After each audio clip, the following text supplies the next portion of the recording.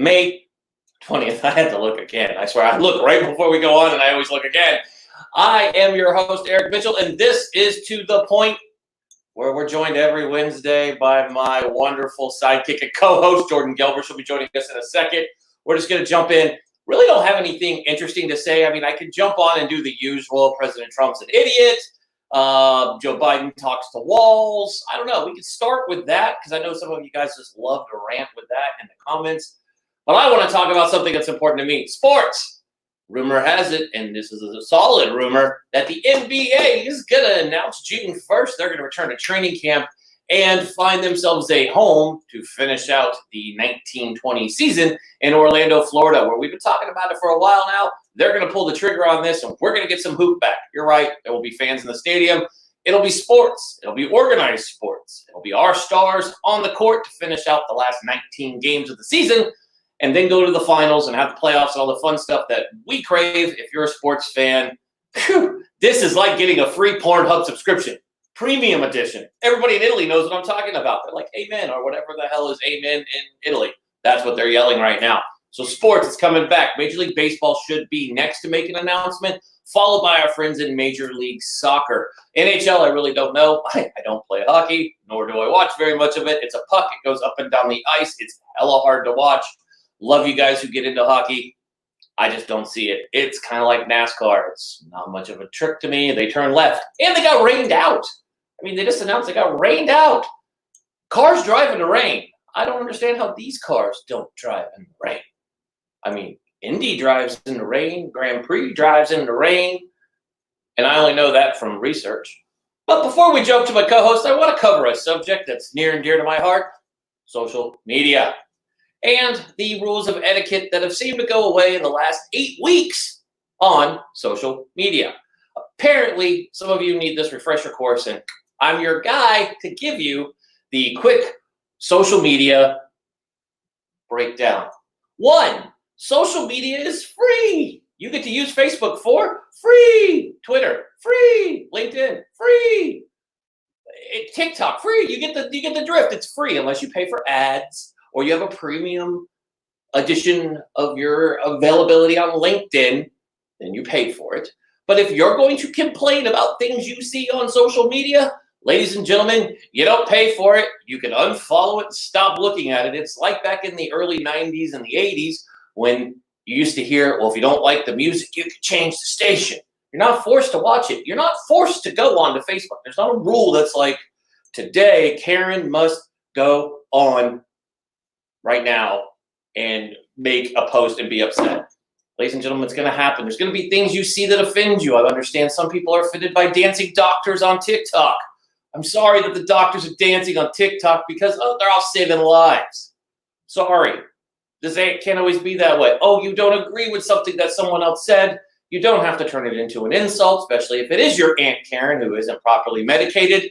It's just treat the last 8 weeks like it's Thanksgiving, folks. Just don't say some stupid shit. It's very simple.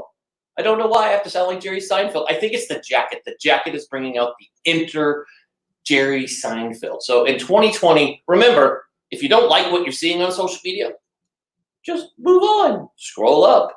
Scroll down. Hit the unfollow button. You don't have to actually watch. I promise you, you're not going to melt and turn into a puddle of ice if you don't see what people post. If it upsets you, don't get all involved in political. What we need to be is together, folks. That's the point I'm trying to make here, is we need to be together, not separated because you don't agree with the president. Let's have a little news brief here. And I know people won't like this, and I was told yesterday that you're pretty hard on the president. Yeah, I probably am. But I think since I've grown up, I feel that everybody's always hard on the president. If you're a Republican, you don't like the Democrat that's in office. And if you're a Democrat, you don't like the Republican that's in office. That story goes in between a drug scandal, multiple sexual assaults, them cheating and getting stock insider tips. I mean, DC is far from the policing of any of us of good behavior. Talk about poor leadership, CDC, and then you go, what the hell happened here? I mean, we went on this rant yesterday talking about veterans and the way veterans are mishandled. But ladies and gentlemen, it also goes to our first responders. Remember John Stewart, who had he's an amazing comic, Jon Stewart had to go before Congress and get ridiculed because how dare we take care of the firefighters and EMS and EMTs that went on the pile after 9/11 and caught a terminal disease and they're dropping like flies. God, what kind of country are we to just say, screw you, figure it out? I know it's worked really well with our veterans, but let's not do it. Let's try to work on this. So let's stop playing like DC is like these heavenly saints on either side, okay? If I pick on your person, I'm sorry. I have an opinion. I'm an American. I'm going to voice it. I don't care. I'm not paid by a lobbyist. I'm paid by me. I fund this show, so I'm going to speak my mind. So there you have it. So Joe Biden, he's off speaking to a wall right now. He probably doesn't know who he's at. I know he's got a hell of a budget for his teeth. Jesus, those things look like they could saw through wood 5 times over. Good Lord. And President Trump, that dude can't make up his mind, doesn't know data. If it jumped up, slapped him in the face, and wants me to feel sorry for him that the press picks on him. Dude, you're a billionaire. A billionaire. You're not even getting a paycheck. I don't even feel sorry for anybody who's not getting a paycheck and lives the way you live. You live a good damn life, my friend. So nobody feels sorry for anything because nobody does. So that's my rant for the morning because we're going to talk about entertainment. And I love talking about entertainment because it passes the time. So I had to get this rant out on social because I'm seeing it a lot the last 2 days. They don't like this and this. Shut up. If you don't like it, move on. Nobody wants to hear your complaints. Bitch about things that you can control and actually make a difference in. Voting, you can make a difference. Small businesses. And last rant before we bring Jordan on. Get closer to the camera. Get closer. Okay. Wear a mask. Why?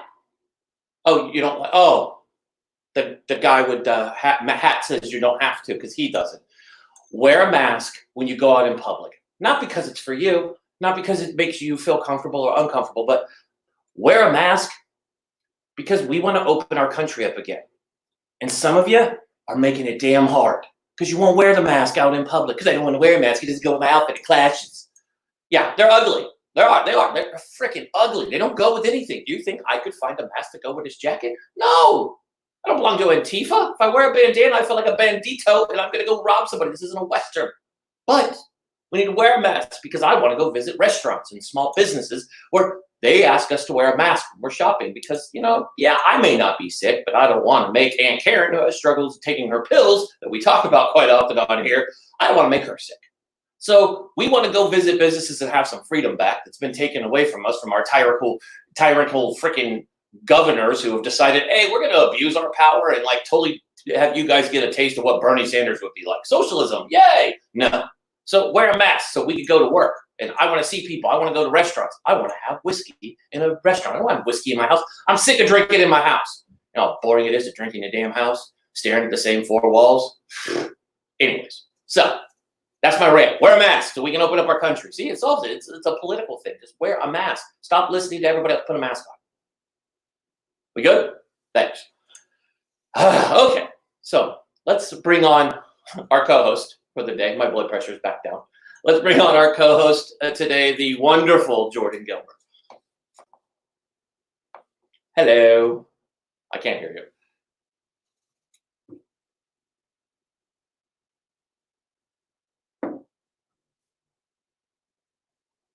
you. Hold on. We lost our. Where did he go? We have an interesting show. What the hell?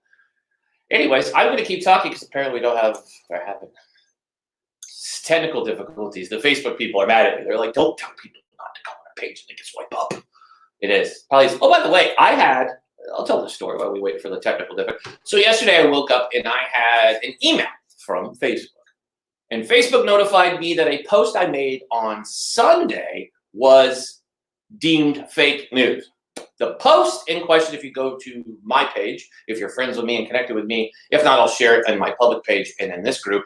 But if you go to that page, you'll see that I posted about a study that we talked about on Monday from a university in Canada that said 13 strains of cannabis have proven through testing by scientists at an established university, they have proven that these 13 strains are helping prevent Corona or COVID-19, whatever the hell you want to call it.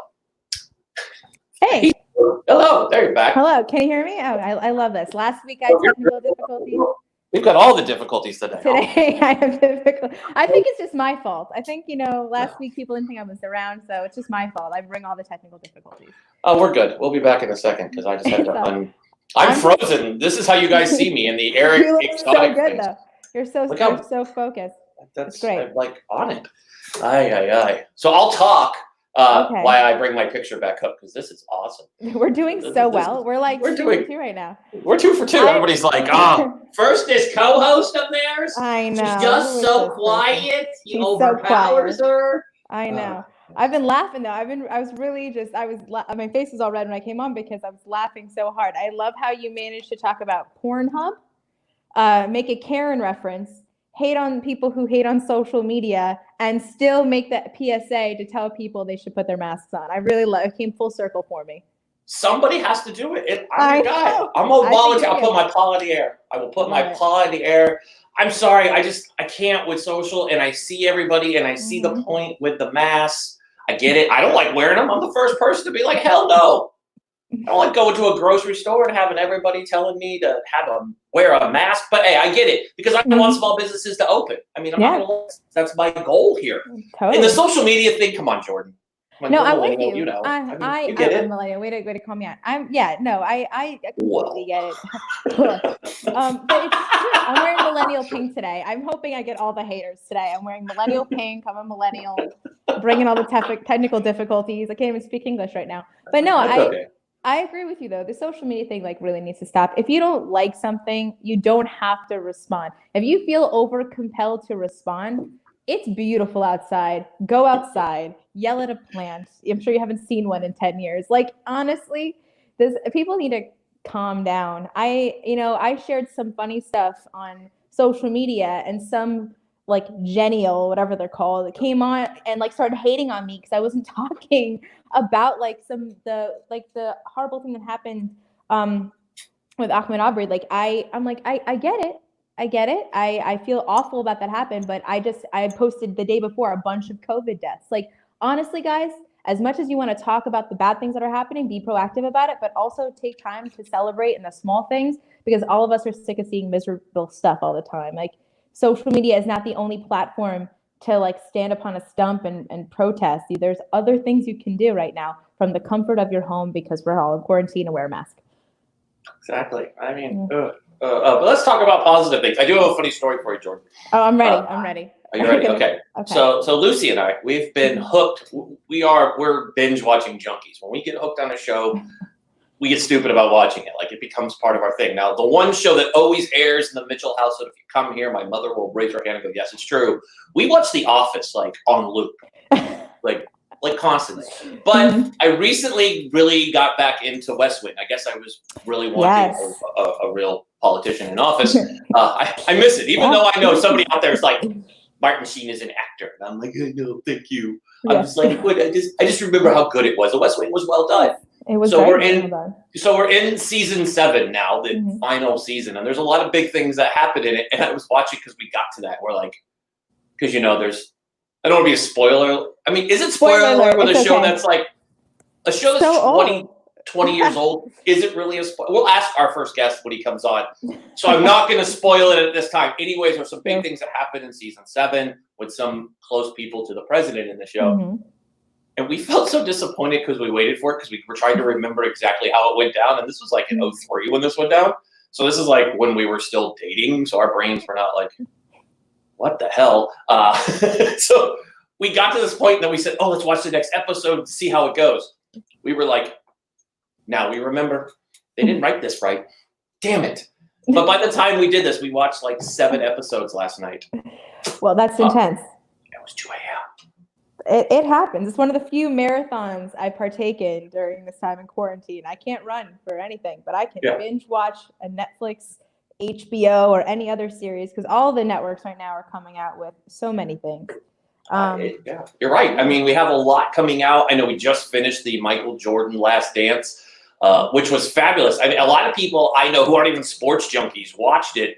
Number one, Dennis Rodman is everybody's favorite to watch. I mean, come on, how many times could you think, if we did this in 2020, that a player of any team would leave his team, go to Vegas, And he'd walk out in front of the media. This is true. They have it on camera.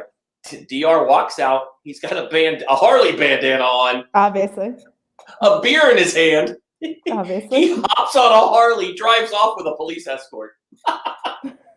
Stop. It's Dennis Rodman. He's OG. He's awesome. But I mean, you would have never thought to see that in any other lifetime of your, like, could you imagine in 2020? I mean, half the stuff they say in The Office would be like, oh, totally. The politically correct police would come after you. They're already commenting. They're already commenting. They're getting ready. They're like, what did Eric say today? Yeah. Oh, Jordan's here. Oh, great.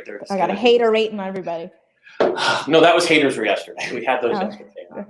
With a very talented guest that we had. I mean, it was just kind of funny to hear some of the hatred towards him. But I guess he gets it a lot. I guess when you interview the folks that they do over at the Piscopo show, you have to have thick skin. I mean, and how can you bash on Joe Piscopo? You can't bash on the man. You really can't. He's like a legend. I mean, he is to me. He's seen it all. He's like, he's good. He's like, let them come.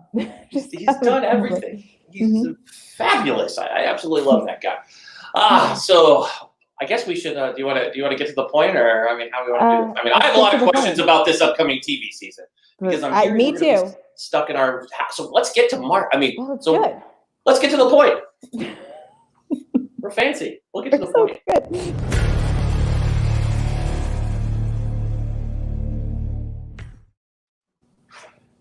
And so our first guest, I guess I should tell you who it is. Hey, here he is. It's what we're doing today. It's TV. So our first guest, you've seen him on our show before. He is an acclaimed TV critic that I think, and by just following his social, knows more about TV shows. I've learned more from his Facebook about shows I grew up on with my awesome mom as a single mom. My mom raised me watching Cheers and all these awesome shows that I always share an amazing knowledge of the 80s. And I think that I absolutely love his social. But our guest is none other than the amazing Marc Berman. Marc, welcome to the show.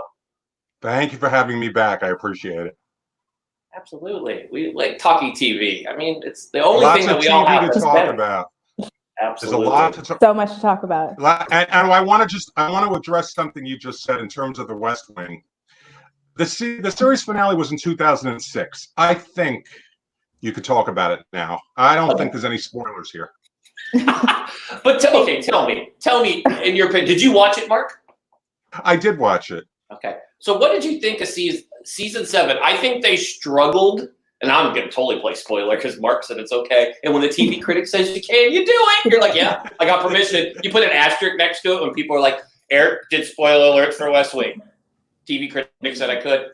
Next. Anyways, so after they kidnapped the president's daughter, I thought the show kind of went downhill from there, where they kind of just like pushed a whole season and forced out a 7th season, where of course they do lose a actor to a real death. But I could tell some of those folks wanted to move on with their careers, and you've seen a lot of them. I mean, the guy who plays Josh Lyman, I don't know if he moved on with his career because he's always in he was in Billy Madison, which that's how I knew him, which that was in the 90s, so that doesn't have anything to do with the West Wing. But you see him in some of these movies. Obviously, Martin Sheen is a legend when it comes to acting. The thing my wife always notices is the hair changes, even from episode to episode. Some characters you could tell had plastic surgery by the time they come back, or they have completely different hair. Like episode 6, hairs to here. All of a sudden, episode 7, hairs here. It's like, we're not going to cover you got a haircut, right? Just leave it like that. Anyways, so what's going on in TV, Marc? What's coming up? What do we have this summer to watch? TV is so strange right now. It's everything is so up in the air. Everything is, I think what's happening on television, you're going to see a lot of what you're going to see next season. You're going to see a lot of the networks utilizing programming the sources. That's going to happen because they're not going to be ready. And it's in summer in a second, but we only have 3 of the broadcast networks that announced their plans for the fall, and the only said they were starting the season next January was the CW, and I agree with them totally. I don't think we're going to have a regular fall television season. That's not going to happen. What's happening this summer is there's normally 3 shows on the broadcasters that dominate throughout the summer, and that is America's Got Talent on NBC. Big Brother on CBS, and The Bachelorette on ABC. Well, what's happening is we will have America's Got Talent coming back next week. It's going to be different because they have not finished the auditions, and they will be doing some of these auditions remotely, which I don't know how they're going to do, because a lot of the acts on that show, you'll have acrobats or people jumping around, jumping through fire. I don't know how they're going to do that at home. The Bachelorette is going to be a best of the Bachelor summer season. So it's not going to be new. It's going to be things that we've seen over the years that we're going to revisit. And we don't know about Big Brother yet, which for me is really disappointing, because every summer for the last, 20 years, I've gone to a live taping of it. So I don't think that'll be happening this summer. So the three summer staples, of the three, the only one that's really coming back is America's Got Talent, and we don't know what's going to happen, with that. The broadcast networks in the summer, once upon a time when the summer began, the Gone Fishing sign was up, and there was really nothing to watch. And then they got aggressive when cable stepped up to the plate, and then they started putting a lot of new shows on and what have you. This summer is going to be a little different. There is some shows, but it is going to be different. And then, of course, you have the streamers, you have cable. We're going to have a new edition of Perry Mason. That classic show is going to be running on HBO. We're going to have new seasons of a show like The Politician on Netflix. There's going to be a variety of different shows that will get us through the summer. And then we get to the fall, and it's going to be really a hodgepodge of what they can do and what they can find from somebody else. So it's going to be a very, very different, it's going to look very different. But there are things to watch this summer. That's the good news. And in terms of binging, let me recommend, because I just finished this. I just finished Hollywood on Netflix. Have you seen it? I've seen it on there. I want to click on it. I did your, what was the last time you were on? You said Unorthodox or Orthodox? Oh, Unorthodox is hands down. If there is an Emmy Award ceremony in September, I don't know if there will be. That show is going to be nominated everywhere. It's absolutely brilliant. But the problem is there's only 4 hours. So once you start watching, you'll be done in a day or two. And then it's like, well, what do I watch now? But that show, that only proves that Netflix is so successful because it finds shows from other places internationally that are just so good and that we should see. And that's one of those shows. And I really think we need a second season. The way the story ended, which I won't give away because that would be a spoiler. I want to find out more about this character. I want to find out what happened to her after what happened at the end, which I won't mention because I don't want to get hate mail. You shouldn't have told me. But, it's only 4 hours. Hollywood is another one. It's only 7 episodes. So within 2 weekends, I was done with it. Now it's like, well, what do I watch now? So it's just very different. It's very, very different. But I totally recommend Hollywood. It got a lot of negative reviews. I don't agree with it. I really liked it.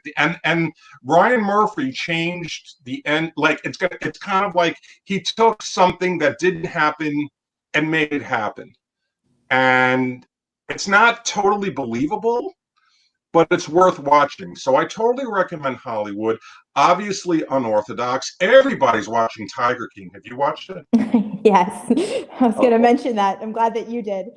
That was like week one quarantine. That was my week 1 quarantine day. The thing is, I want to tell you the thing about Tiger King. I watched the first episode and said, I don't know what everyone's raving about. Then when they got into the whole murder mystery of Carol's husband, I'm like, this is amazing. Then by the end of that, I think it was 7 episodes, I was getting creeped out over the way they were treating the tigers. Now, of course, we're going to see a show on ID. We're going to see something on Fox. Everyone's doing, Tiger King stuff now. And, when something works, everybody wants to jump on the bandwagon. So another show that I would recommend on Hulu is Little Fires Everywhere. Have you seen that? I was going to. I wanted really to well done show. It was it reminded me of the old days of like Knots Landing or Dallas, where you just got involved. It was very soapy, And the way they ended it was basically on a cliffhanger. So they need to do another season, which I'm sure they will. But the question is, when will we see it? Because everything's shut down right now. So we're just kind of in limbo. So I think, the summer right now, there is plenty of stuff, particularly on Netflix. I'm going to put my glasses back on because I'm going to read a couple of titles for you that I jotted down that I would recommend. There's a show on AMC called Quiz, which is coming up, which kind of delves into a game show scandal, which looks really good. We have another season of 13 Reasons Why. Love, Victor is going to be running on Hulu. This is a story of young teenagers, two gay teenagers that was supposed to run on Disney Plus, and Disney Plus was a little concerned it might not fit in what they're showing, which I don't agree with. And Hulu is going to be airing it. We have a new season of The Babysitters Club. We have a show called Lovecraft Country on HBO, and Space Force with Steve Carell is a kind of science fiction comedy on Netflix. So there is a lot of stuff you could watch. My concern is once we get past the summer, you're not going to see a regular fall season. I don't care. CBS announced their plans today, and I don't believe we're really going to have a full season. So I hope I'm wrong. I hope, production will again very soon. But I think you're going to be seeing a lot of, the networks are going to take product off the streamers or internationally. There's a lot of good product from Canada or, Europe. There's plenty of stuff they could find, but it's going to be a hodgepodge of stuff. I totally agree with you. Yep. I actually couldn't agree more.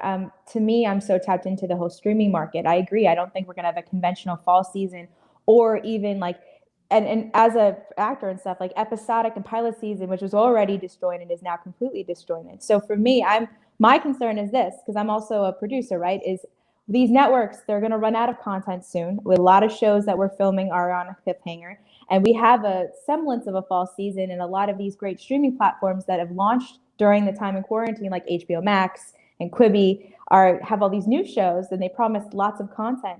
But even the media buying conferences now are being shut down. What do you think is going to happen in terms of what the new content that's coming in January? Because some of the shows you just mentioned, like Lovecraft County and stuff, those are all the big streaming platforms.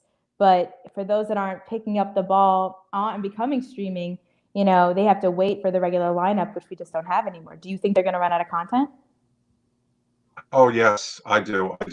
I mean, the thing about it is, normally last week, the second week in May every year is the big upfront week where the broadcast networks, and I mentioned this the last time I was here, everybody comes out with their schedules, and then they're starting to sell airtime. And of course, everyone has the best shows. Everything's going to work. We know that's not true, and that's not going to happen.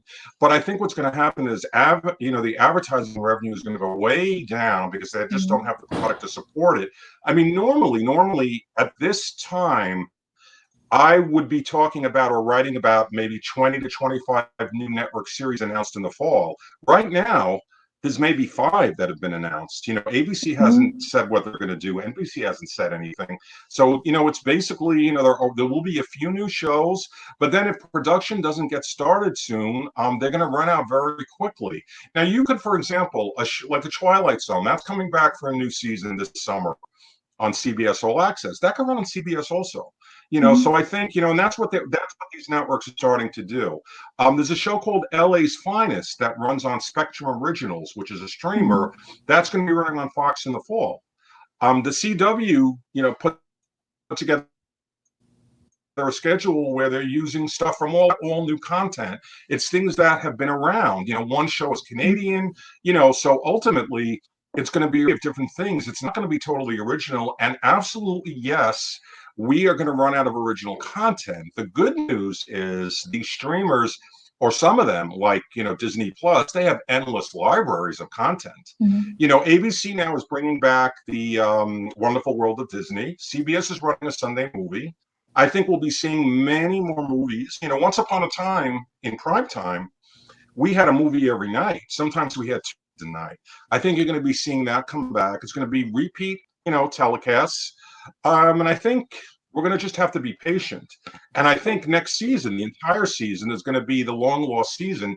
I don't think we're going to totally rebound in mid-season either, unless miraculously we have a cure for this and we can move past it. But right now, who knows? It just doesn't look positive. But putting my nostalgia hat on, there's a lot of stuff that you could watch. Go to the Diginets. There's a lot of good old that is worth revisiting. I mean, look behind me. I have Lucy and Lucia Ball and Desi Arnaz. Watch I Love Lucy. It's a great show. Here's Catwoman right there from Batman. There's a lot of old stuff if you want to find, but you're going to have to be creative to stay focal, in terms of what you're going to watch. It's not going to be like it used to be. It's going to be different. Definitely.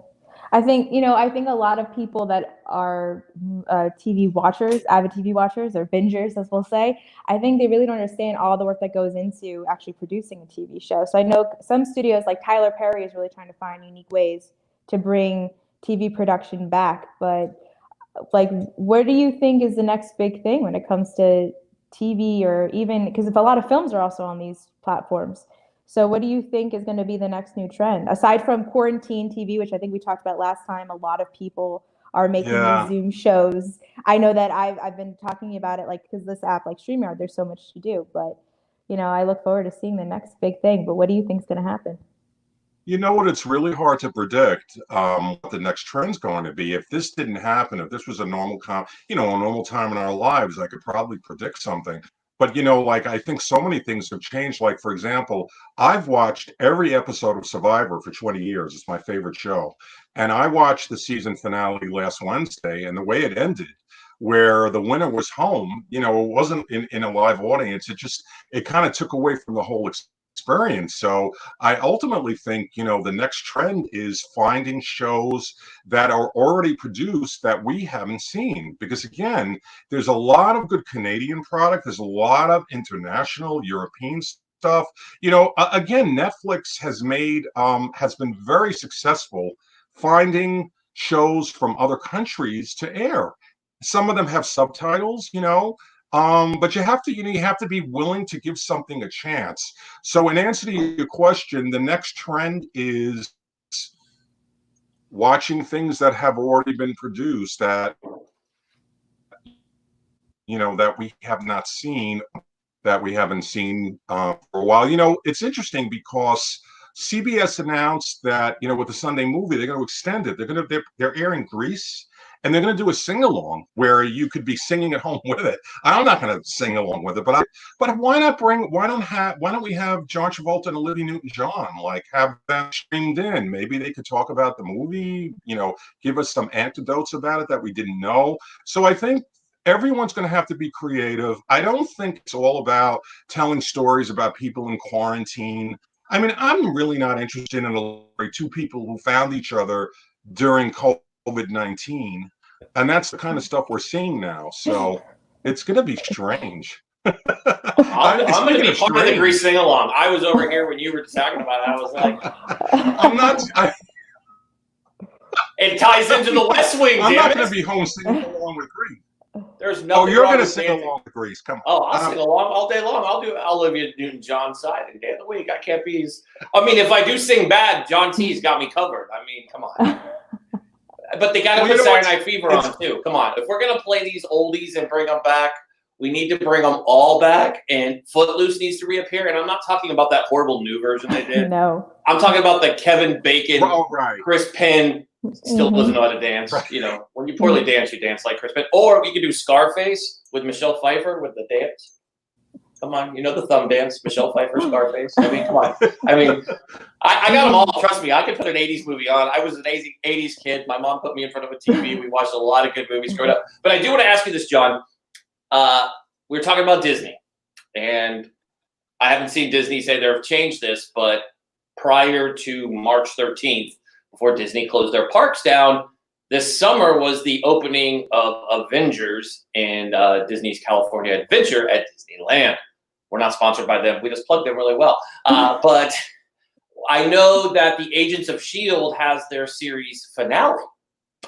How do you think that's going to play off? We know Disney loves to show off their toys, especially when it comes to shows that do really well and tie into their amazing series. We all know the Avengers was an amazing hit. And Agents of S.H.I.E.L.D. has been a huge hit too. So where do you see them? What do you see them doing with the season finale or the series finale? I mean, you know, the thing about Marvel's Agents of S.H.I.E.L.D. ran on ABC, I believe, for this is I think 5 seasons. And you know, the network is kind of, in some ways, you know, running it in the summer, in some ways, is sort of burying it. Not that people don't watch television in the summer, but what normally happens this time of year is, you know, the weather's nicer, it's warmer, people are outside, they're riding bicycles, they're doing this, they're not watching as much television. So traditionally in the summer, you don't have as many people tuning in. This summer, you're going to have probably more people tuning in because of what's happening, you know, with these quarantines. I think it'll end. I mean, I give ABC credit for officially ending it, giving us a final season.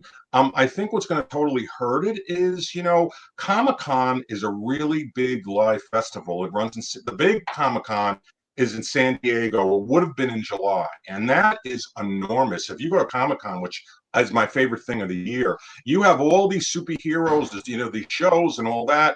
And these kind of shows, like a Marvel's Agents of S.H.I.E.L.D., part of the success of it comes with the live element of going to a Comic-Con or, you know, having a live element. There won't be Comic-Con in San Diego. There won't be one in New York in October. And I think that's going to hurt a lot of it. I mean, these comic book, you know, superhero shows traditionally don't get huge ratings, but their success comes from it brings in the right demographic. It's a young audience. And, you know, you could segue into an event like Comic-Con, and we're not going to have that this year. So I think ultimately it's just going to simply end. I mean, once we get back to normal, maybe they could do something, maybe, you know, but it's not going to be as big as it would have been. And yes, not having these theme parks, which, you know, these kind of shows are so successful to the success of these theme parks, it's totally going to hurt it without a doubt. But again, I'm happy ABC, you know, they decided they were going to end it, but they're giving us a final season. So that's good. So anyone that's a fan will watch. It won't be the same. That's awesome. Hey, Marc, we want to thank you for coming on the show. Well, of course, we're going to have you back real soon because we always have to talk about TV. And you're right. We're stuck in our homes. And yes, we go outside, but we have to come back in and we got to watch something. And you're our main guy out there to go check out some of these amazing shows that are out there. So remember, go back and check out the shows Marc suggested. When we put this up on YouTube, we will include that in there. So while you're going on to YouTube, to smash that subscribe button and hit the notification so you know when Marc's back on, or when Marc's episode, his segment drops, make sure you go do that. And inside Marc's segment will be all of his recommendations for this time on, so you can see what shows he was talking about. He'll talk about Orthodox, which he recommended to me the last time, and I loved. We didn't get to talk about Peaky Blinders, which is absolutely one of my favorite Netflix shows. Mm-hmm. It's so well done. BBC just knocked out an amazing cast, too. I mean, if you look at half that cast, there in movies all over the place. So, Marc, we want to thank you for coming on, and we'll see you real soon. My pleasure. Take care. Thank you, Marc. Stay safe. You too. You too.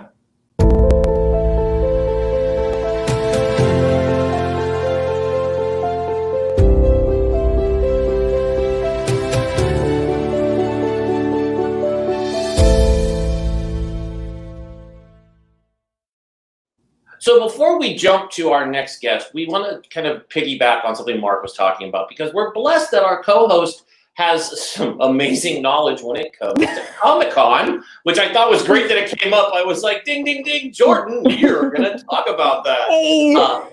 I mean, you do have an amazing background in Comic-Con. A lot of us live and die for Comic-Con. If you are any kind of nerd of any culture, cult culture, Star Wars, Star Trek, any of these amazing movies, you know, The Walking Dead has been a big thing for years there. Of course, all the new Star Wars movies. The big announcement when Disney Plus came out and said, hey, we're releasing all these amazing Star Wars shows with The Mandalorian, which if you're not watching The Mandalorian and you haven't watched it over the last, something's wrong with you. It's an amazing Baby Yoda for the win. Come on. How can you not like Baby Yoda? So, Jordan, tell us a little bit about, you work a lot with the Comic-Cons. So what's happening with this? So first, I wanted to say, when you said smash the subscribe button, I want to be like, Hulk smash the subscribe button, because we were talking about Comic-Con. Right.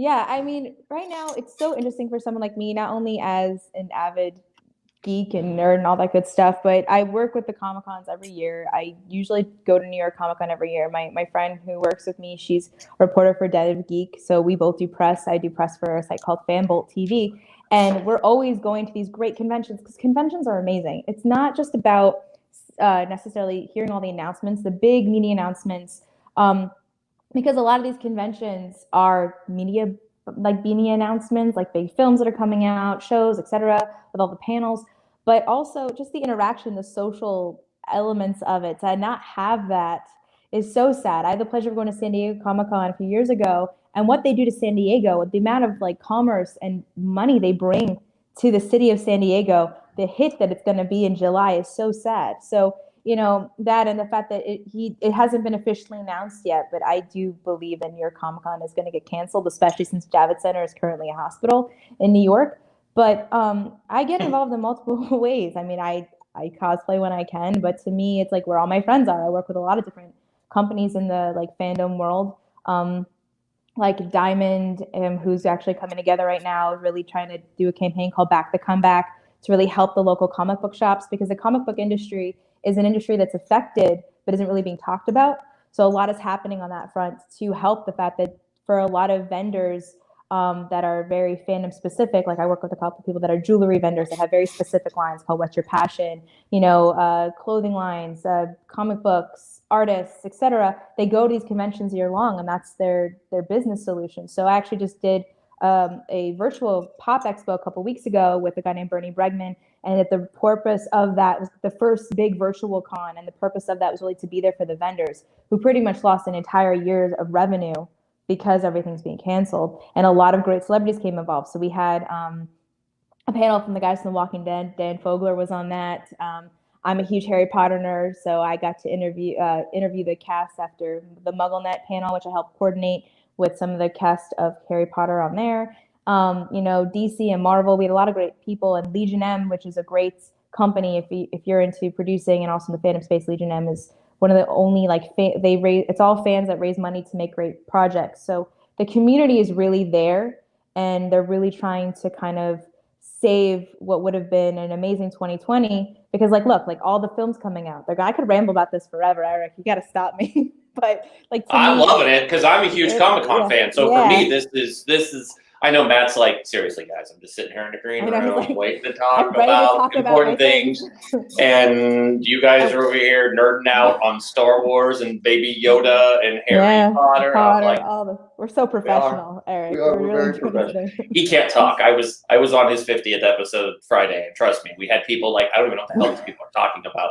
Turned into one big glory fest of a bunch of people running around telling war stories. And they were good war stories too. So he knows. We're going to talk about it when he comes on. But so where does this all? I'm just interviewing you now. I'm here. I'm ready. I'm ready. Prepared. I need to list you as a guest. Jordan Gelber's here today. Hey, how's this work? How do we do this thing? This microphone thing works. Okay, so good. It's working. So it's funny you talk about Comic-Con in San Diego. I've been there during Comic-Con, and it's absolutely a moneymaker. I mean, it's one of the biggest reasons they voted to remove the San Diego Chargers, who are now in Los Angeles, because they were like, no, Comic-Con's our baby, our convention center. I mean, that convention center is made for Comic-Con. I know other people use it. Shout out to my people over at Social Media Examiner with Social Media Marketing World. I know they use it, but Comic-Con is hands down with every hotel sold out, all the parties going on. I mean, San Diego's beautiful as it is, but adding in Comic-Con, it's just in all the movie releases. What I wanted to ask you is, could you imagine if this was last year with all the big news that came out of Comic-Con, at all the Comic-Cons last year, especially in New York? I mean, with Disney's final movie of Star Wars, right, The Last Skywalker, and the announcements of Disney Plus and leading up to all this. And I believe even Apple TV was there because they do have that science fiction. I tried to get into it. My wife watched it just because Jason Momoa is in it. I'm like, that's the only reason she watched it. Is I don't even know if Jason had lines in the movie. But we just watched Jason. We've watched Aquaman more than any other household probably should, and it's not because it's a great movie. I can assure you, it's because Jason Momoa is in it without a shirt on. I'm like, the only reason to watch anything with Jason Momoa. I mean, I think for us who are on both sides of the industry, we're fans, we're performers, we're producers, we're behind the camera as much as we're in front of the camera. I think to see the sadness of that is the lack of Comic-Con this year. It's really impactful. I mean, put it this way, the projects that were announced this year, and going back to what Mark even mentioned about international content, like MIP TV conference is not going to happen this year. MIPCOM, I think, already had happened a couple months ago, but San Diego Comic-Con's not happening. New York Comic-Con's not happening. All the Wizard World events aren't happening. Obviously, Dragon Con isn't going to happen. So these big events that bring a significant amount, like talking about the economy, like what about furries?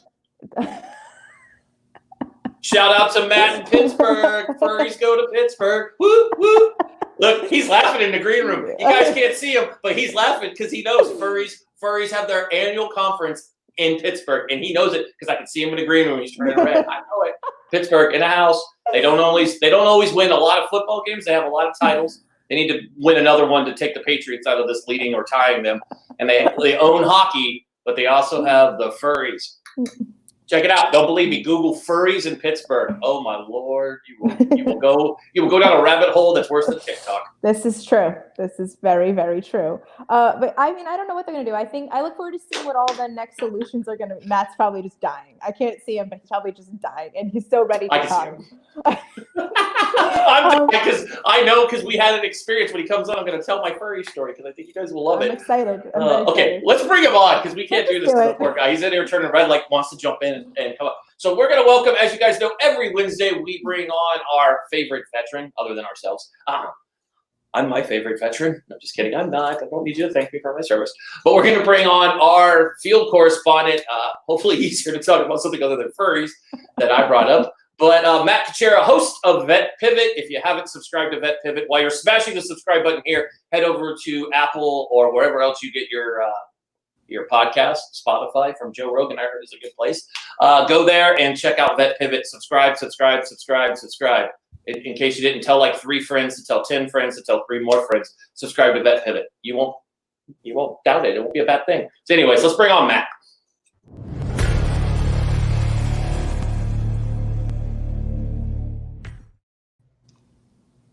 Ew. So the rabbit hole. The furry rabbit hole. He's like, I'm here to talk about veteran transition. No, we're not. We're talking furries.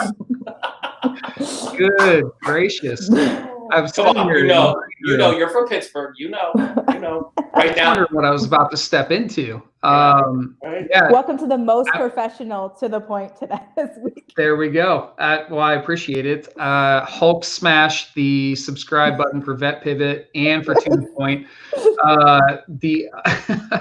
I was unaware that Pittsburgh was the furry capital of the U.S. I had no clue. Google it. You do now. Not safe for work, I would imagine. No. So I will don't do it on a work computer. No. I'll give you my story. Are you ready? Are you ready, Pat? Let's hear it. I got the story. If my mom's still on, she'll back the story up. So my oldest son, he graduated from high school in Beaver, Pennsylvania, and he went to college in Pitt. And we went to his college graduation. And it was in June, obviously. And we flew out to beautiful Pittsburgh. I had never been. I was excited. I'm a sports fan, so I'm very well of the Penguins and the Steelers. I understand there's a minor league pro baseball team that once went to the World Series, like in the 70s. I know that they have a stadium there. They don't. I understand they have a team, but we went there and we checked into the hotel. And I'll never forget, somebody came up to was sitting there, and they had a tail, and like things on their head, and I was like, they must be here for graduation. That's how they dress. Nope. Oh, no. And so we went to the Omni, the big hotel there. It's like their biggest hotel where the convention is held. And we're walking around, and we walk in there because we're going to there's an amazing restaurant in the Omni where they make these desserts to die for, like gigantic sundaes with like Reese's everything on them. And watching my children's face, my little son and my daughter, the best was my father's face as he walks in and he's looking at these people who are just dressed like dogs. There's people crawling around. And I'm like, wow, there is not enough weed in the world to smoke to make this make sense right now. And I'm like looking around, and we talked to someone from the hotel. You'll love this. Some hotels put dog bowls in the room because these people eat out of dog, but they don't even eat like normal people. And then there's other ones that walk around Another story. I know we'll get to the interview. I'm sorry, people. I'm sorry, America. These stories are worth it. I'm here for you, Matt. I want to hear about Vet Pivot, but we're just going to continue. No, this is good. Yeah, let's talk about this. Why do we want to talk about vet? Who cares about veterans? Furries need jobs too. Furries. Maybe. What if there's veteran first? Anyway, last story, then we'll get to you. Right. So we go to this buffet that the hotel has because we have kids, and that's what you do. And there's a guy in line, and he's got now he's cool because he's like social distancing and has the mask on. He had a little black mask on. Like he was like a big dude in like an Indiana Jones hat, an Indiana Jones jacket, and a tail, and fuzzy slippers. And he had this pouch, and people came up to him and they called him a wizard. And he handed them sounds so wrong. He handed them round objects out of his. Oh no. Set. Yeah, he's like, here you go. Here's my wizard. You're now a wizard. And I'm like, I walk back to the table. I have my tray in my hand. I walk back, and Lucy just staring at me, and I'm like, she's like, what? I'm like, we need to find a bar. Lots of alcohol for me to be able not to just. It was so difficult for my mouth to be like, what the hell? It's not a magic bean. And these people are like, wizard, please give me these magic orbs. And I'm like, oh my gosh. Yeah, well, I mean, hey, look, there's something for social everyone. distance. Social distance. I made that face too, though. I made my mom's face, the one my mom gave me when I gave bad ideas when I was like younger.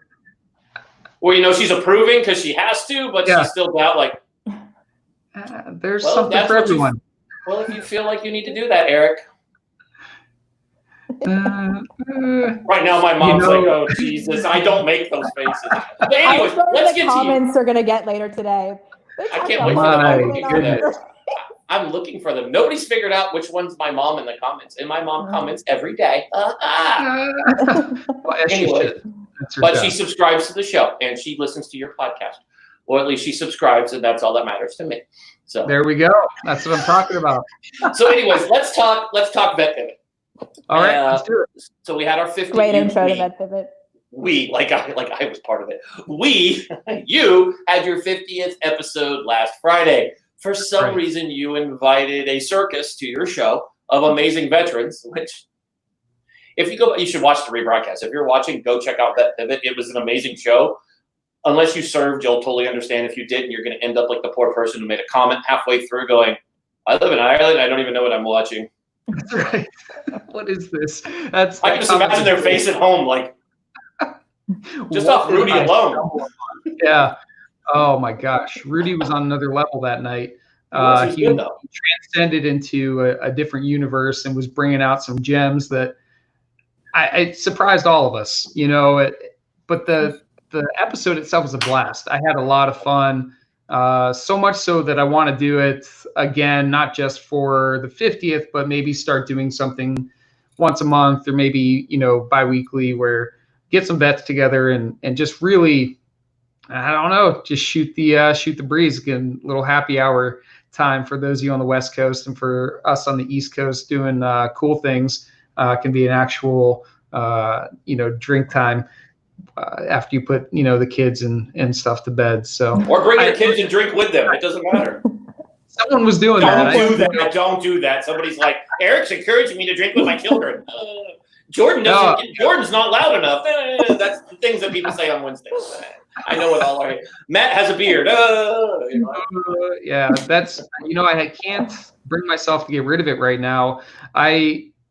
Almost in it for the long game. Once Corona goes away and this whole thing is done and we can be out in the world again, I want to have this shoot this social post or video where I'm emerging like Tom Hanks in Castaway. I think that would be pretty good. I mentioned that to my 9-year-old the other day, and he goes, "Who's Tom Hanks?" And I just died on the inside. What the hell? I introduced my children. I introduced them to Tom Hanks via YouTube. We put on the old Jeopardies from Saturday Night Live. Yeah. When he was on. Number one, the Jeopardies on SNL are the best, but my children they of course were raised right. They know who Tom Hanks is. I've shown him those videos. And he's sitting there talking about you talk about the one where he's like playing the redneck. He's he's got the Southern accent and stuff. that is hilarious to me. I always say like, oh, she's a sturdy gal, you know, like I think it's hilarious because my 3-year-old is like really stout. You know, she looks like she could beat up some 6-year-olds. And, I always joke with my wife and say, hey, she's a sturdy gal. I say it all the time. So it's funny that you bring that up. I have a lot of fun with the Tom Hanks stuff and with the Vet Pivot Live, and I wish that more people could get in on that fun. Eric just kind of got quiet during the 50th episode of Vet Pivot. He just kind of hung out. It's just I felt really bad for him, because here's Rudy bringing the energy, and then all of a sudden I look in the corner and Eric's got some bunny slippers on. He's got a tail. He's on the Peloton. No, I don't know. I'm just going on. I'm riding the Peloton the next time now. There you go. I will stream from. There we go. That's the challenge. I'm throwing it down. Challenge accepted. Let's go. I'm riding on the Peloton while we do that show. In 2 weeks, I will be on the Peloton riding. I don't even know what I'll do. I'll just ride, just spin, just ride just away ride. for you. We'll do cutaways. We'll do cutaways to Eric and ask you what mile you're on. And we're not quitting the live stream until Eric hits 100 miles. Oh shit, we're gonna be there a long time then. I mean, I'm pretty good with like 20 miles in 45 minutes. All right. It's very driven via music. It has to be hip hop or EDM, or I just don't sign up for it. I'm a huge Jess King fan. Shout out Jess King. She is like the greatest, one of the greatest instructors on there. They're all good. Now I'm going to get Peloton people. Oh, he only likes Jess King. No, man. Not true. I need to get a Peloton. I've been talking about doing it for a while, and I keep seeing your post about it. Just haven't pulled the trigger yet. But it's funny, and we could tie this into before you go. The one thing I love about Peloton is they started this hashtag thing, which isn't like new. We've all been doing it, but they can group people. And there's an amazing veteran community on there, which is hilarious. Really? It's a bunch of vets. I mean, it's cool because we already motivate each other. For the most part, vets motivate each other. The good ones do, not the ones that sit around like pissed off and hate every other veteran that is successful. They suck. No, terrible. Anyways, but they have a great community. And Alex Trezant is one of their big names on there. His parents were both in the Navy. He recently a milspouse, Bianca. I can't remember Bianca's last. Sorry, Bianca. I'm a fan. Bianca, who writes for one of the milspouse outlets. She's an amazing writer. She did an interview with him, and he shared his insight on it. This guy goes out of his way every ride to recognize the vets in the room because a lot of people put, Oh, it's awesome. So he does that, and I think that's amazing because it's inspiring. And then he talks about it, and he's like, being raised in a military family, you see the difference that other people, they don't get the behaviors, the mannerisms. You need to follow what they're doing. And it's just cool to see these guys talk about it because I think that's one thing that why we talk about transition and we talk about all of these other things, just being around vets, it's good. If you just go up and tell them, just hang out with them. It doesn't mean we're asking you to thank you for our service because most of us cringe when we hear that. But what we want you to do is just be normal. And by the way, we should have this at a whole other time. We'll probably bring it up on yours because I think it's perfect for TMR and Rudy to run with. But come on, how many times you're in the Air Force, this one, and I promise not to pick on the Air Force. So I'm stopping with that insult. I was like, you're in the Air Force. The Air Force team. Matt was in the Air Force, everyone. Congratulations. That's right. So my question would be this, because this is what I get whenever I say I was in the Marine Corps. How many people did you kill? Like, that's the second question you come up with a veteran is like, yeah, how many people you kill? And I'm like, that's terrible. Yeah. So you start making numbers up, like 5,000. Just why? I don't know. It's 5,000. I play Call of Duty a lot. You should see my shit. I'm like a 4-star on there. What up? Shout out. I'm UK though. I'm not even an American in that game. What up? That's a terrible question to ask, by the way. So for the viewer, don't ever ask a veteran how many people they've killed. Obviously, if you killed somebody, you probably wouldn't want someone asking you about that experience. It's not cool or a badge of honor or anything like that. It's something that obviously carries a lot of pain for the people that have gone through that. Yeah, sorry. It's going down that hole. But while we're talking about veteran transition and the vet pivot part, I do need to bring up there is an event going on tomorrow, and I wanted to talk about it real quick. And I know producer Chris has some stuff queued up for me, but there's veteran recruiting. My buddy Kevin O'Brien, who runs veteran recruiting, the company. If you go to veteranrecruiting.com and search their career fairs, they have one tomorrow from 1 to 3 p.m. Eastern time. It's going to be great. It's a nationwide event. So it doesn't matter where you live. You log on, you have the opportunity to meet with people that are in the military talent acquisition space for whatever company it is that you want to talk to. There's CVS, there's Verizon, there's a whole bunch. There's the whole gamut of different companies and different industries. So definitely go check that out. It's a virtual career fair nationwide for military veterans and mil spouses, and that's at veteranrecruiting.com. And you can see it on the little graphic down below me. Definitely a great event. I've been to them before when I was doing my own job hunt. I went through those and just had some conversations with some really cool people that put my resume in front of the right personnel. So definitely go check that out. Worthwhile endeavor if you are in the market for a job. Hey, Matt, for that event, do you have any tips for that? You mentioned that you did it. We're going to go a little long because I want to get this out. Yeah. And, obviously when it comes to veterans, we extend the show when we're talking about that, or Comic-Con, because we have our resident expert to talk anything Comic-Con. If anybody ever wants to know, if you ever bring up Comic-Con, we have Jordan, and Jordan will counter with anything and everything. But when it comes to these interviews, obviously we know we have a lot of unemployed veterans and mil spouses. I see their posts LinkedIn. What are some tips to going to one of these things? I mean, obviously, when you're networking normally and going to one of these events, there's a certain mannerism that you have to, a behavior. What are your suggestions if you've ever done a virtual one? Like, what are best practices? So here's some best practices. If you're going to do the veteran recruiting one, or whoever's hosting it, a lot of times they have some pre-work that you can do where you can create an avatar or profile that employers can see. So when you're having that conversation, they can actually look through your profile. A lot of them, especially this one with veteran recruiting, you can connect that profile to your LinkedIn profile so they have a direct connection there, and they can make that connection and you can continue the conversation outside of the career fair. So one of the things you want to do is obviously have some version of your resume that's polished and fine-tuned, but it's not going to be specified to any one job. You can do a little bit of homework when you register for the event, when you see what companies are there. Do a little homework on the companies that you're interested in. So when you have the opportunity to have a conversation with someone in that talent acquisition space for that firm, you actually have some background information that you can have a intelligent conversation with them and speak credibly about yourself and what you're able to bring to the company.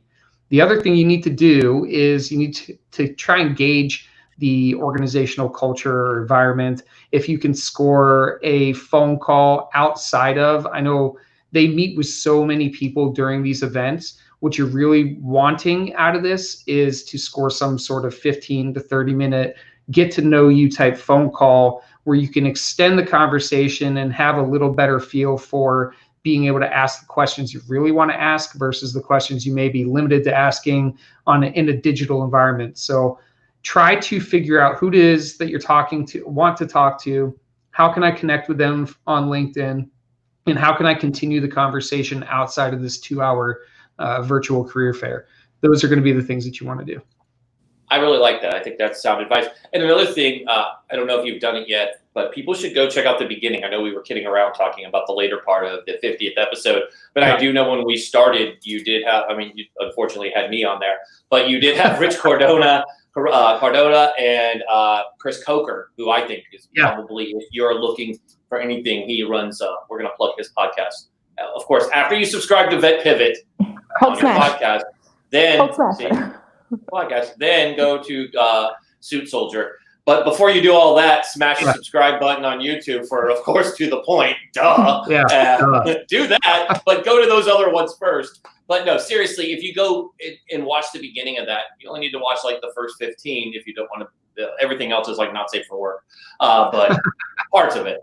There's parts that you will need to censor. But the beginning part, there is an interesting conversation that Matt draws up between several people who are amazing in the field of talking about veteran transition. And these guys, you want to hear their opinions because there's a lot of things that we make mistakes when we go to interviews. And I know I touched on it, where people come in and they think their rank matters in an interview. I can tell you it doesn't.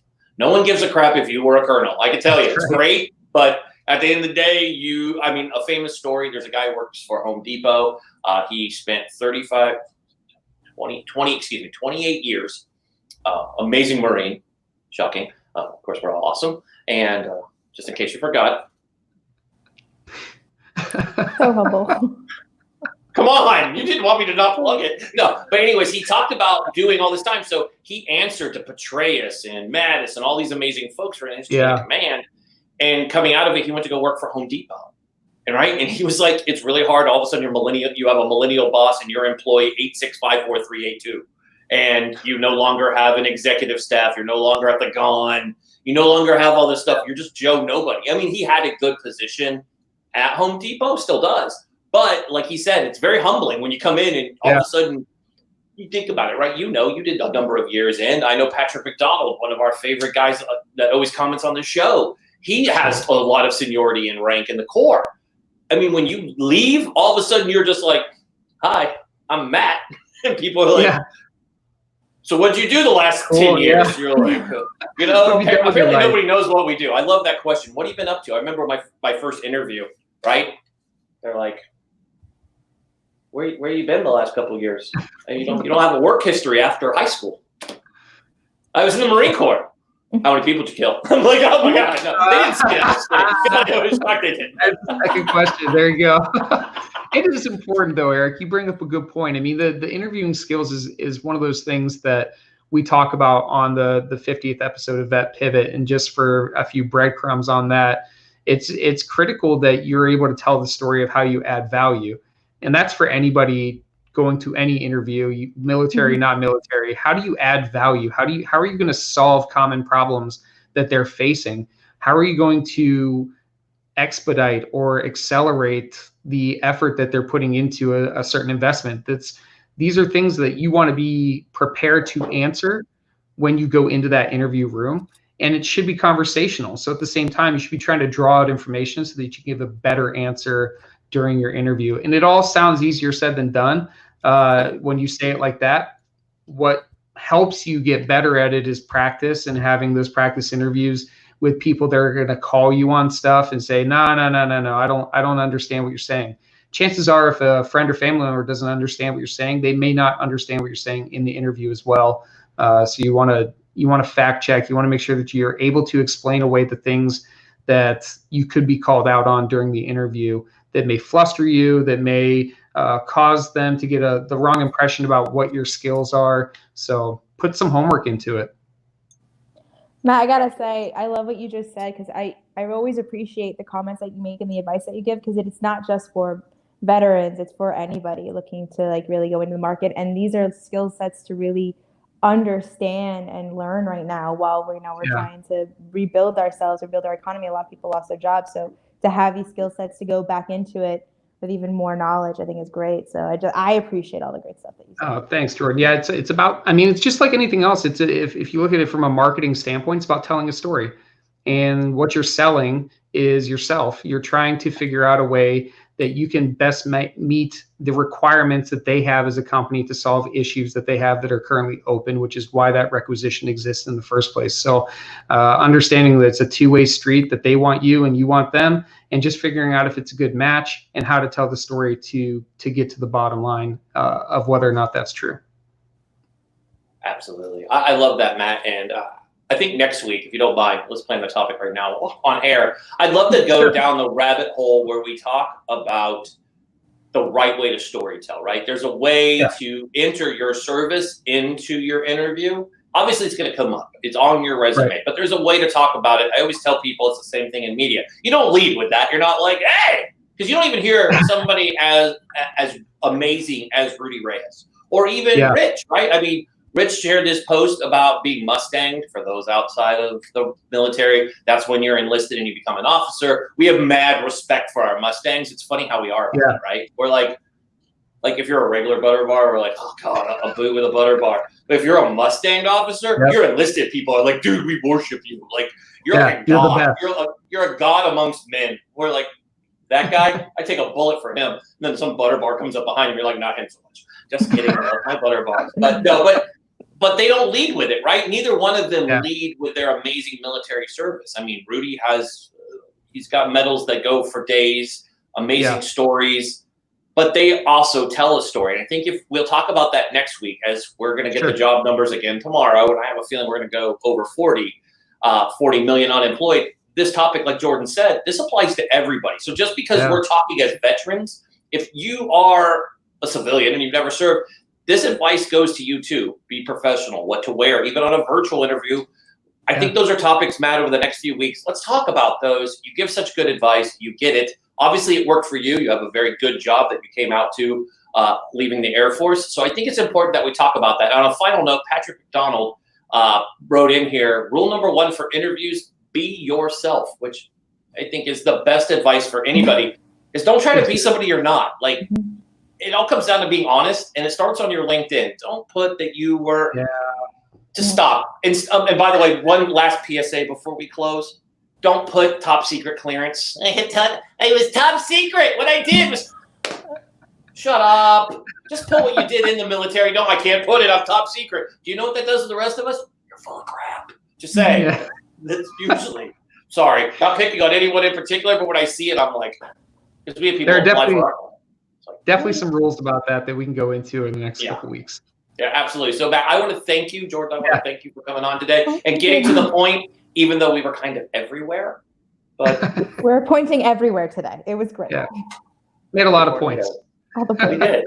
This is what happens when Eric stays up too late. The show just becomes like a tornado. We're everywhere. But I want to thank you, bud, for coming on. And as always, everybody, Matt Kuchera, Vet Pivot. After you smash the subscribe button for us, head over to wherever you listen to podcasts. And if you don't listen to podcasts, well, you're wrong, number 1. Number 2, put Vet Pivot in there because you want to listen to him because he hasn't sold out like Joe Rogan to Spotify yet. I love you, Joe, but we're going to get him there. But go subscribe to his podcast. Seriously, it's good.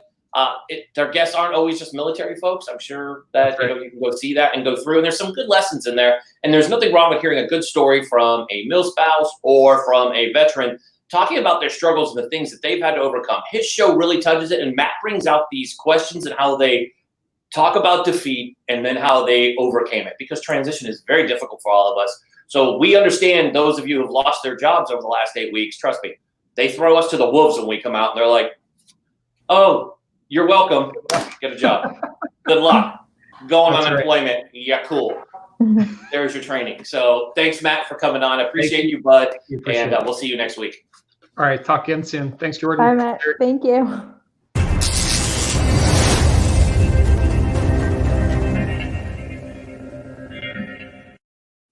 You know, the good thing about not being on network TV is we don't have a time limit. We don't. We can just keep going. We can just keep going and going. It's like, I'm not going to shut Matt up. I love hearing him talk. He talks about great topics. It needs to be heard. And you hit the nail on the head, Jordan, real fast before we go.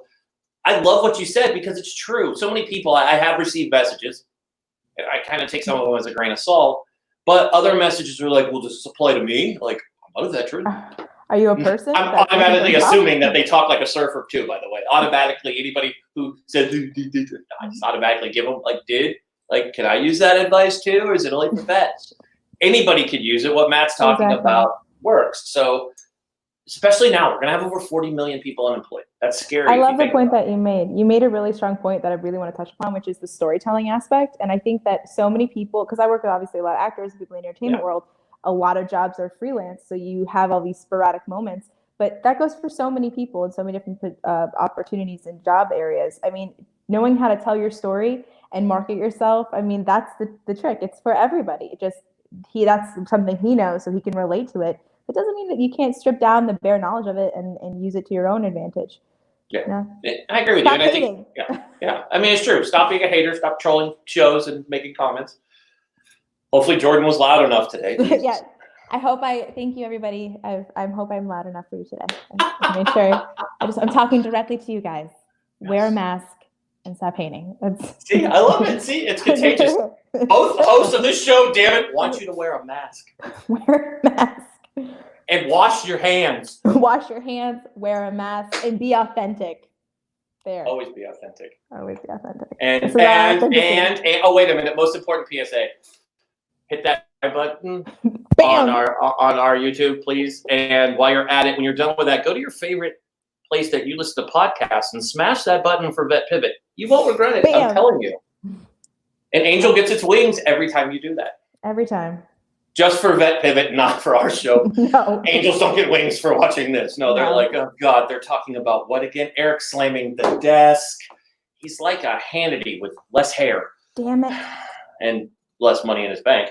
But sorry, Sean. Sean's like, screw you, Eric. All of a sudden, there's some Trump supporters gonna like burn my house down. Oh wait, we gotta let them run. Let them burn themselves out. What are they gonna do? He's just all over the place. But no, seriously, go do those two things. And Jordan, it is awesome having you on. I absolutely love you as my co-host. We have so much fun. It doesn't even feel like we're working when we do this. I know, it's great. It's great. We interview cool people. We did. Get to nerd out. It was good. Right? We get to nerd out. We get to talk about Comic-Con. So seriously, if you have Comic-Con questions for the show, every Wednesday we talk about entertainment on this show. And Comic-Con falls underneath that. You definitely, if you have a question, put it in here. Jordan will respond to you and we can answer those. If we want to do a Comic-Con session, we can. Maybe Jordan can get us some Comic-Con folk. Turn it into a Comic-Con show. I think I know a guy who can help with that too. Having way too much fun on the show today. Everybody's like, these two. I know. I don't even know if we have complaints today. I haven't even looked. I'm always typing. Always somebody typing. Like, I used to. Anyways, Jordan, I want to thank you for coming on and being my co-host. As always, you're awesome. Tell folks again real fast how they can follow you. Obviously, if you're on our Instagram and you're listening, and you go to our Instagram, you know that you can find Jordan on there. But Jordan, in case they haven't done that yet. In case you didn't follow To The Point TV on Instagram and Eric Mitchell on Instagram at Eric L. Mitchell, right? Isn't that your middle name? Am I doing it right? Yes, L. Yes, for Lawton. The people who've asked, it's Lawton. In case you're wondering, Lawton. So if you're not already following those places, which you should, while you wear a mask, you should follow those places. Also, you can find me, and thank you, Chris, at Jordy_Starbaby. That's my personal one, or Starbaby Network on Instagram. Follow me. Tell me all your questions, and yeah, every Wednesday, entertainment now. We'll be doing a lot of cool stuff. I'm excited. Oh yeah, I'm dancing. Going, hello, my baby. Hello. Oh god, a WB reference? I don't know. Gonna get that. It's probably because Patrick McDonald's in here talking about It's Wonderful Life, and all of a sudden I'm like retro. Which, by the way, hello, my daughter. That doesn't even have anything to do with The Wonderful Life. I'm like, I know. You're ruining this, Eric. Tomorrow, great show. As you guys know, every Thursday we're changing this, but for one more Thursday of this Thursday and next, starting June 1st, ladies and gentlemen, we will do Military Monday. So our Thursday show will become our Monday show, and our Monday show will become our Thursday show. See what we did there? Oh, we just blew your minds. Yes. But tomorrow, great show. He's on today, so you don't want to miss Guy's Grocery Game. You know, that annoying dude with the blonde highlights. Guy Ferrari has a show. It's a veteran edition. So he's got Brian Jacobs, Navy veteran. He'll be with us tomorrow to talk about his experience on there. And I understand we have a special guest tuning in to throw a challenge down. If you watched yesterday, you know who I'm talking about. We also have Fred Wellman, a West Point grad and amazing combat veteran, joining us to talk about his B Corp and what he's been up to. He actually just finished volunteering in the state of New York at a hospital that was led by all veterans. And then we have, we're finishing bringing the boys on, but TMR, the Marine rapper, and his group Space Force, they have a new album dropping. Go check it out on Apple Music. I believe it lands on the 28th of May. They're going to be on to talk about it, see what we can do. And then Friday, we have the one and only Joy Villa will be joining the show. So if you thought it was fun with Mo Villa, we'll have some fun with Joy Villa. We're just messing with you guys with V names. And then next Tuesday, we're off Monday, folks. We're done Monday. There will not be a show Monday. It's Memorial Day. So remember the fallen. But on Tuesday, we bring back, we're going to talk to somebody who's fallen, fell in a show that you all probably know. We already had one soprano. We're bringing on another soprano that got whacked. So you'll know this one was pretty close to Tony in the show. And that's what I'll leave you with that. And it's totally inappropriate to say this guy's name on the show. Spoiler alert. It's true. Right now, everybody's like, I know who they're talking about. But anyways, that's going to be next Tuesday. We have a great week coming up for you. Again, want to thank the one and only Jordan Gelber I'm gonna point there. She's right there. Right, I was good. Thank you. You gotta do reverse because you You're would be so good. there. You're so good. Hey. Wrestling thing. I got the We're so professional. We're going so Yeah. over. It's great. Yeah. over it, and I don't care. It's my show. I can do what I want. See, it says my name on it. It does. It does. Right over here. If you look at full screen, it says my name. I see it. It's Eric Mitchell. I know. Look, right there. Look. Shit. That's my name. That's why we're over. We don't give a shit.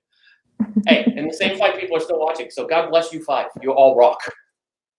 We love you. I don't know how many people are watching on YouTube. I heard it's a lot. But anyways, I want to thank Jordan for coming on, and on behalf of everybody on the To The Point with Eric Mitchell team, including myself, executive producer Butch Seltzer, Madison Mitchell, and the main man in the control booth, hitting all the buttons on the 1s and the 2s, and United States Army veteran, producer Chris. I just completely had a brain fart as I did that. But we had a great show today. We thank you guys for tuning in. And always, the last time you're going to hear today, smash that subscribe button, share with your friends, make sure you're following our show so you know when we're on again. We'll give you a good show tomorrow. As always, I'm Eric Mitchell. Be smart, be safe, be strong, and God bless America.